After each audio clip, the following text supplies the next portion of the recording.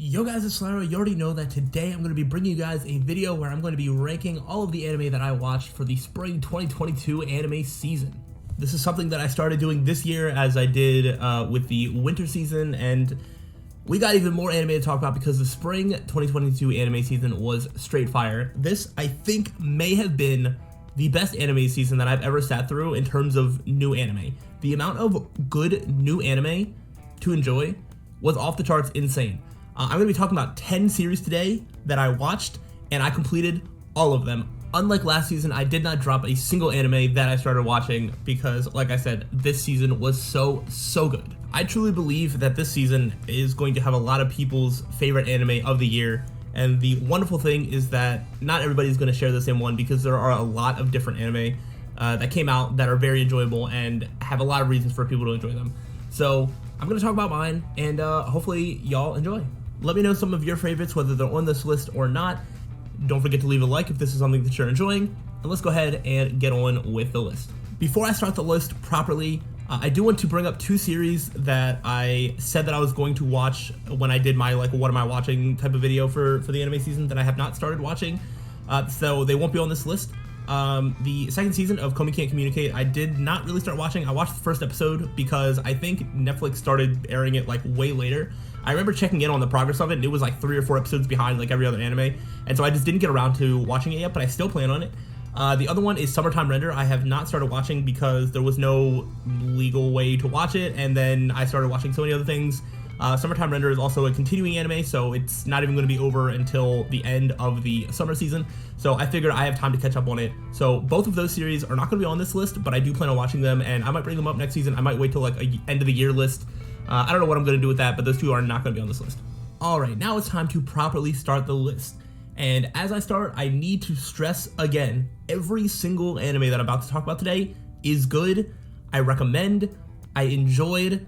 This is just a ranking from my least favorite to favorite in terms of these terms, but they are all good anime. I'm thinking baseline, all of these are at least 7 out of 10 for me. So keep that in mind as we go forward. These are all really good anime. So with that being said, starting out at number 10 is Dance Dance Dancer.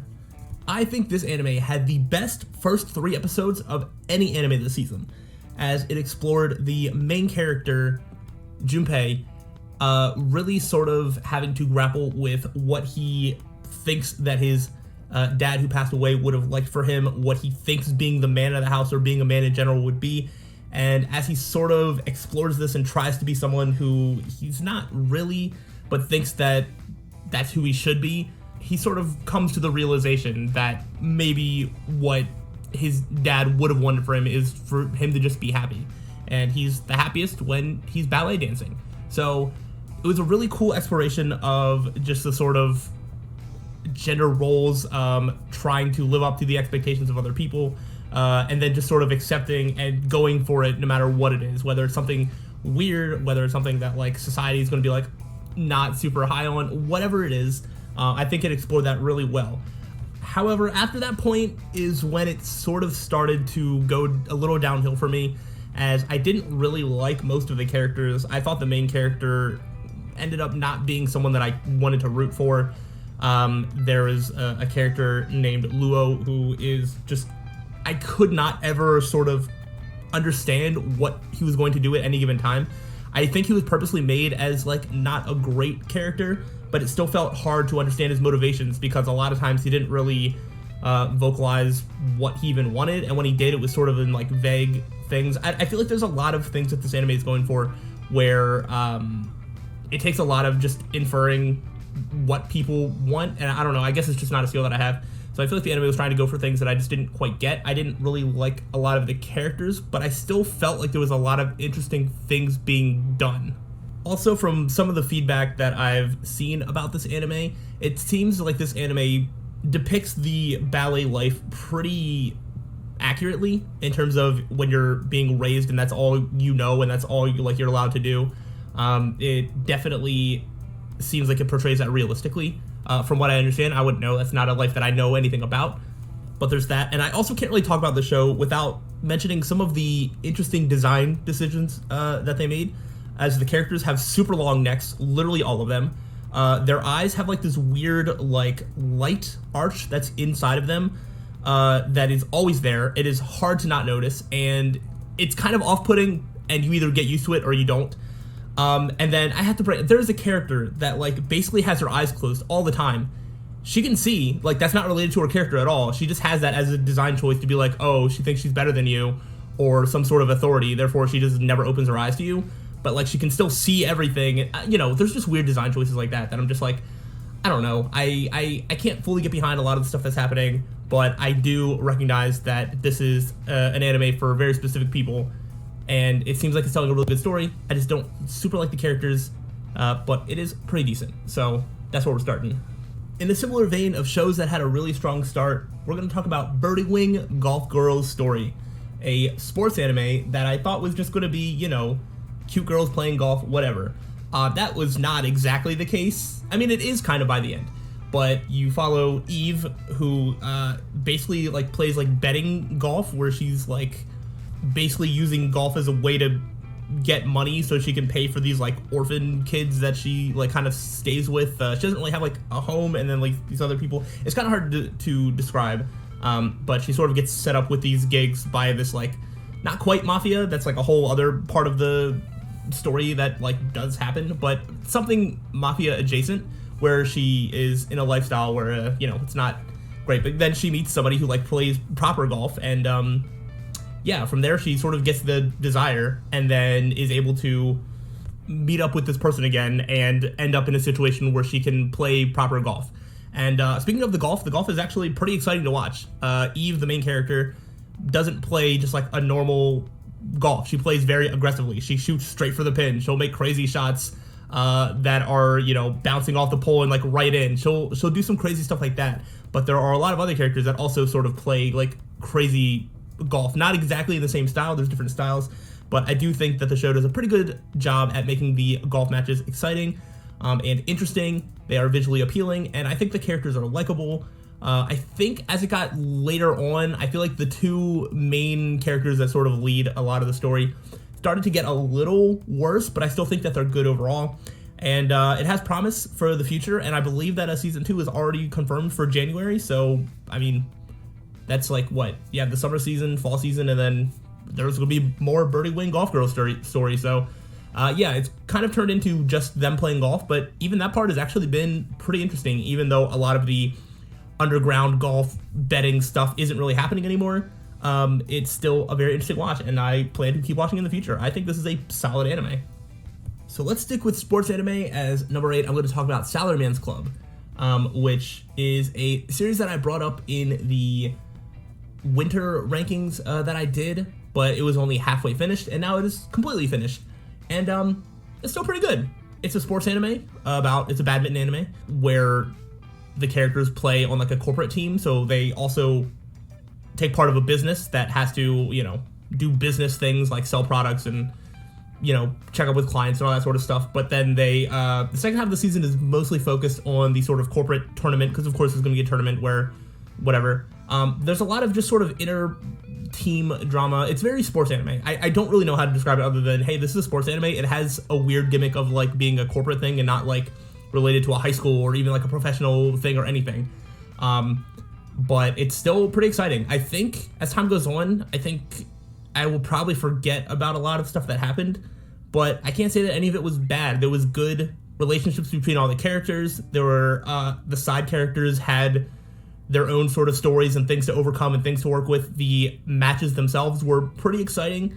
They weren't anything over the top, but they weren't boring. It was pretty easy to get invested in them. And I think it was satisfying. And I think it ended with a satisfying conclusion. I don't really think the story needs to continue anymore.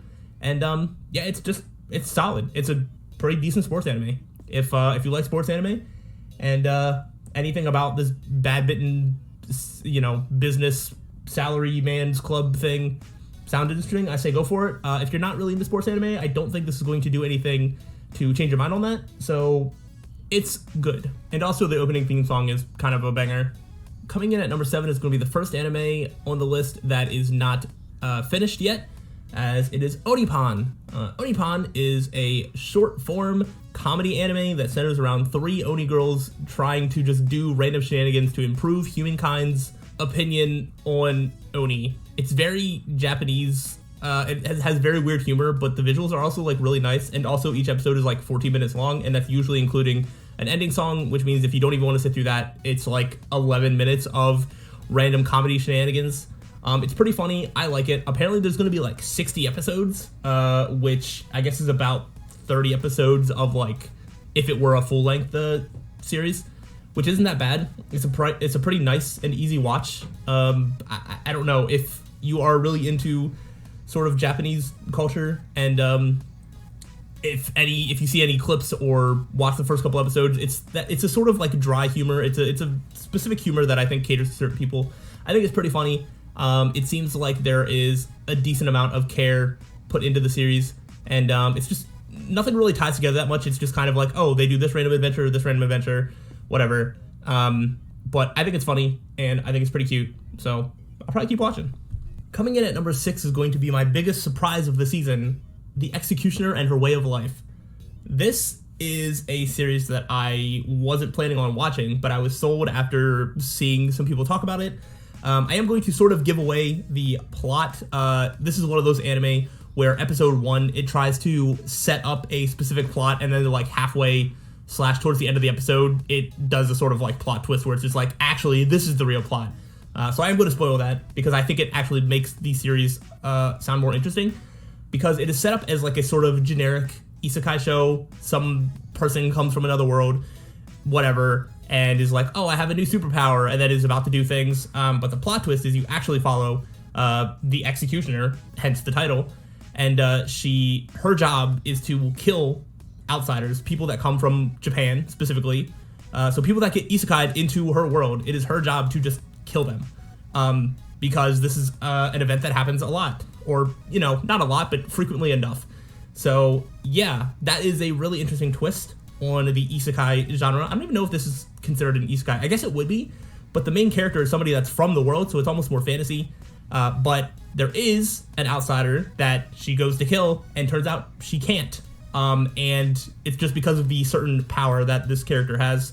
And yeah, it makes for some pretty interesting stuff. But beyond just the initial premise of the show, I do think that it is still really interesting. I really like the main character a lot. There are more twists along the way other than just the initial setup one. There are a lot of things that happen that I don't see as super predictable. There are some pretty interesting villains / antagonists along the way. And there's some other interesting characters. There's one character, Momo, that I really don't like. The one sort of problem that I think this show has is every character that's not the main character is like falling in love with her, to an extent that it's a little weird, especially when Menno, the main character, doesn't really like reciprocate that in the same way. So it sort of feels a little creepy at times, but it's fine. I can overlook it because everything else about the show is really, really good. I'm surprised at how invested I was, even through to the end. I would love to see more. I don't know if more is going to happen, but I thought it was a really, really good show, and I definitely recommend it, and see if it's something that's for you. Alright, now we're going to start getting into the big heavy hitters of this anime season. As number 5, we're going to talk about Spy Family. Spy Family is the big anime that was sort of advertised and talked about by everybody, because I know the manga is huge, and so I had heard about it before even seeing the anime like announcement, and I don't really keep up with manga that much, so that should tell you something. There was a lot of hype about this, and I think it's pretty good. This is the type of anime that I find it hard to dislike. I feel like I'd be hard pressed to find someone who actively disliked this show. I don't have the same sort of hype. I think this is going to be a lot of people's pick for like an anime of the year type thing, and it's not on that level for me, only because it is a comedy anime, and not everything lands. There's more than just comedy, but like it's definitely carried by its characters and its comedy. So some of the jokes don't land. There's an episode that involves a character named Yuri, Yor's brother. She's like the mom. If you don't know anything about Spy Family, it's basically like the main character is a spy, and he is given this mission that is to protect peace of the whole world, and it involves getting close to somebody. And in order to do that, he needs to settle down with a wife and daughter. So he finds a wife that is willing to go along with this sort of fake family shenanigans, and a daughter. But the twist is that he's a spy and doesn't tell them. The wife he finds is an assassin who doesn't tell anyone. And the daughter is someone that can read minds, and so she knows everybody's secrets, but, you know, she's also like 5 and, you know, doesn't want to go back to an orphanage, so she also doesn't like spill anybody's secrets. But yeah, not every single episode or every single joke lands for me. I know specifically the episode with when Yor's brother comes to like meet her, you know, quote unquote husband and child or whatever. I found that to be really cringy and like not likable at all, and it was like, I really hated that episode. But everything else has been really, really good. I think it ended solidly, and I think Spy Family has a lot more to do in the future. It is still an ongoing manga with, I don't know how many chapters, but I know it's a lot, and so there's plenty of material for them to continue adapting, and I'm sure they will because this is a pretty popular series, so I assume y'all have heard about it by now, and if not, check it out. It's a good time. But an anime I liked just a little bit more is Tamadachi Game. I really, really enjoyed this. Tamadachi Game is sort of set up in a similar way of like Squid Game. It really just came off as like a Squid Game clone, but it was made first, so it's not a clone at all. But I thought this was really interesting as it basically takes a group of 5 friends, and one of them ends up stealing some money and going into debt or whatever and getting them involved in this Tamadachi game. And every game is sort of a psychological whatever built around trying to destroy their friendship, as well as have all of them try and get out of debt by, you know, passing the games and whatnot. And I think it is very, very interesting. It is really cool to have a sort of, it's not exactly like a battle royale or like death game, but it has that similar vibe, except for death is never a penalty. The penalty is always just going into further debt. And I think that is really cool because sometimes when death is like the penalty for not doing something successfully, that sort of takes away the tension when you know that the main character isn't going to die, because then who are you going to follow? So death not being a penalty really makes every decision interesting, because you don't know if it's going to be successful or not, because sure, this imaginary character can go into further debt. It would suck, but like, you know, they're still around to play more Tamadachi games and earn more money and whatnot. I just think that the main character is super interesting because he's not necessarily like a good guy. He's kind of shady. There are definitely some references to his past that maybe he has done some shady things.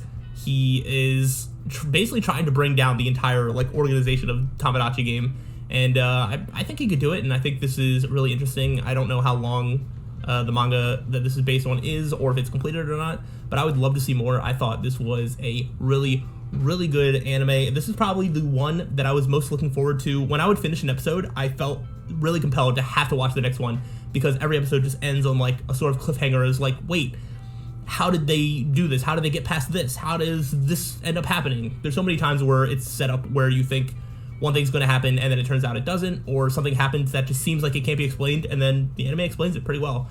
I really like Tamadachi Game. I definitely recommend it. It is a really, really good series, and I hope to see more of it in the future. Number 3 for me is going to be Kageyasama, Ultra Romantic, the 3rd season of Kageyasama. If you like Kageyasama, you should have been watching this. If you haven't seen any of it at all, I recommend watching all of it. If you like one season, you're going to like them all, and this season is no different. It has great comedy. It has pretty good romance. It's weird because we've kind of moved past the phase of the initial plot hook, which is the 2 main characters have feelings for each other, but they won't confess them to each other, as they want to try and outmaneuver it and make the other person confess to them. And they're still kind of trying to do that, but like everything's so much less subtle. It's like so clear that they have feelings for each other to everyone around them.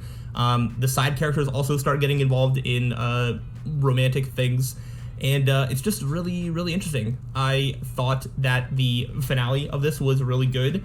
I'm interested to see what happens moving forward. Kageyasama is just fantastic, and this season is just as good as all the others.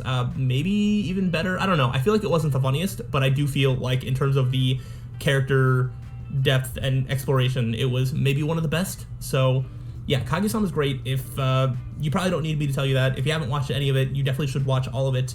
And yeah, it's a really, really good show, and it's my 3rd favorite of the season, but this season is stacked, so there are a couple more to talk about. My 2nd favorite anime from this season is the only one to bring literal tears to my eyes, as number 2 is Awashi. Awashi is a soccer anime that centers around Ashito, the main character, who has always been the the star of the team, of like his local team or whatever. He found a group of friends that sort of just always passes the ball to him, and he can score because he's just better than everyone around him. And he ends up getting recruited to this sort of like all youth Japan team or whatever it is. And he basically learns that that doesn't work all the time when he goes against people that are also like really good at soccer. He can't just get the ball and score on everybody because everybody else has the ability to do that to him as well. So he basically learns that he needs to essentially learn how to play soccer from the basics again, because he's just been playing it his way. He wants to go pro and all that sort of stuff. And I think it's really, really good. This show did an incredible job of showing Ashito and his relationship to his mom and his older brother. Just the sort of family dynamics there, his sort of upbringing. I think they did a great job establishing his backstory. I'm going to say it now, I think Ashito is my favorite sports protagonist ever. I love sports anime already, but a lot of times I find the main character to be a little lacking because they're either just really over the top or they just have something about them that makes them not as rootable for me.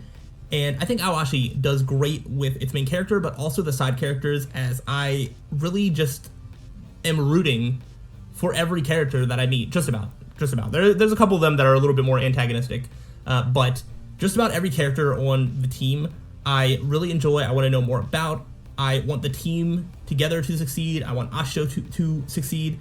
And yeah, I think this story is just doing a great job at making you want Ashito to succeed.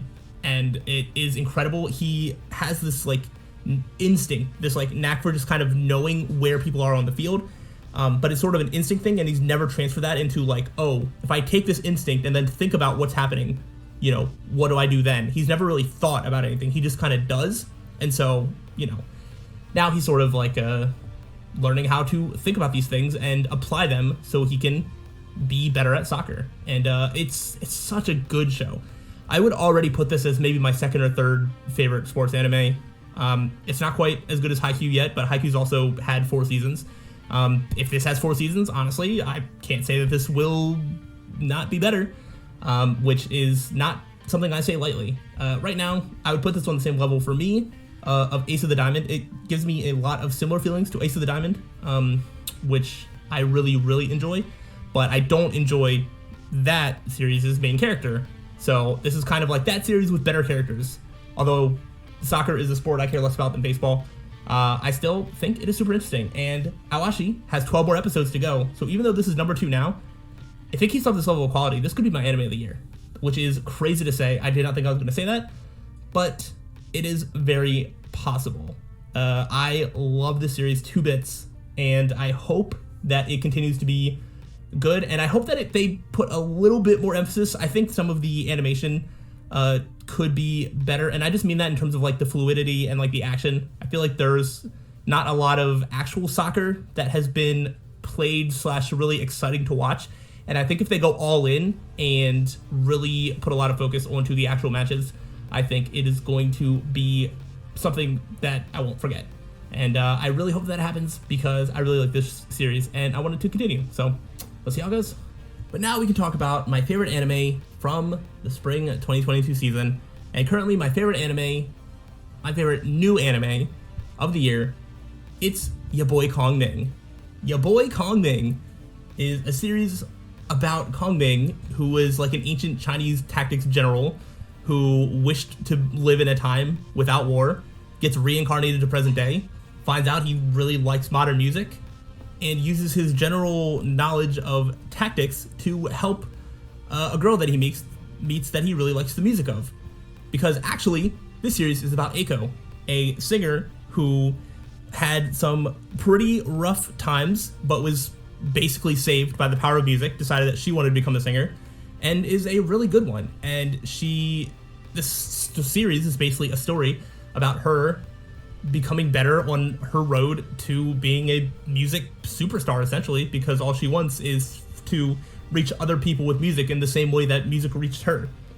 But actually, the series is also about Kageyasama, a rapper who became the best rapper around, but then couldn't really deal with the pressure and sort of lost who he was along the way.